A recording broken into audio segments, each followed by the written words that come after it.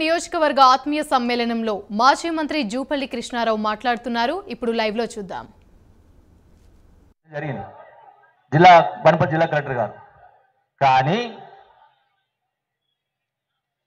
ఎప్పుడైతే ప్రజాస్వామ్యం పూణ్యాయ పద్ధతిలో ఈ 12 మంది ఎమ్మెల్యేలని టిఆర్ఎస్ పార్టీలో చేర్చుకున్న సందర్భంగా రాష్ట్ర ప్రభుత్వం కోర్టుకు వెళ్ళి ఆ ఆర్డర్ని విత్డ్రా చేసుకున్నది. అంటే కోర్టుకు వెళ్ళి కేసు వాపసు తీసుకున్నది. కేసు వాపసు తీసుకుని ఏమని వాపసు తీసుకున్నది?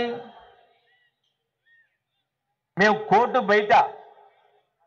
బయట పరిష్కారం చేసుకుంటాం చెప్పని కేసు విత్డ్రా చేసుకున్నది.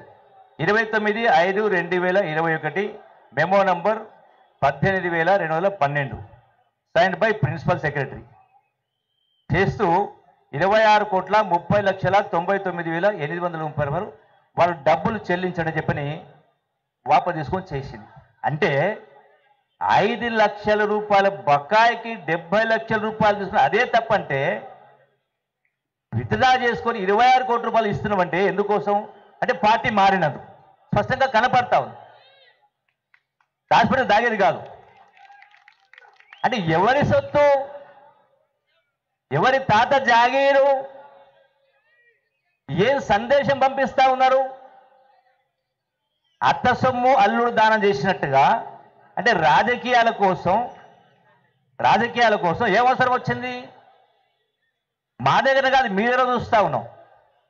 మీ దగ్గర కూడా ఉన్నటువంటి శాసనసభ్యుని ఆ 12 మందిలో ఒకడు అనుకుంటా. మళ్ళా వాళ్ళ చరిత్ర, వాళ్ళ కుటుంబ చరిత్ర ఎంత గొప్పగా ఉన్నదో రాష్ట్రం మొత్తం చూసింది. ఇక పేరు చెప్పాల్సిన అవసరం లేదు.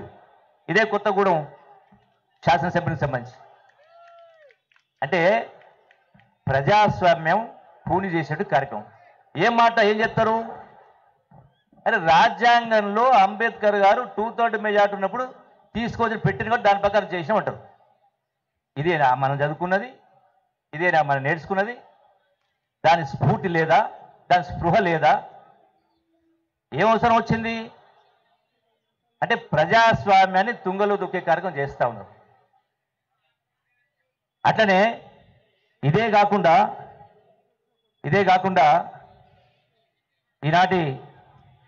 ఆనాడు అన్నారు ముఖ్యమంత్రి గారు, తెలంగాణ గౌరవ ముఖ్యమంత్రి గారు అన్నారు, తెలంగాణ ఉద్యమంలో కావలి కుక్కలాగా ఉంటా అన్నారు.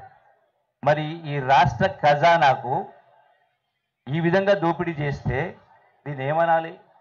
ఆ రోజు మీరే చెప్పిండ్రు.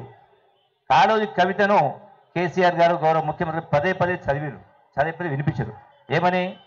ప్రాంతేతరులు దోపిడీ చేస్తే పొలిమేర వరకు తరుముతామని, ప్రాంతం వాడే దోపిడీ చేస్తే పొలిమేరని పాతరేస్తామన్నారు. ఈ శ్లోకం వర్తించదా? నేను వ్యక్తుల గురించి మాట్లాడలేదు, నేను ప్రభుత్వం గురించి మాట్లాడుతూ ఉన్నా.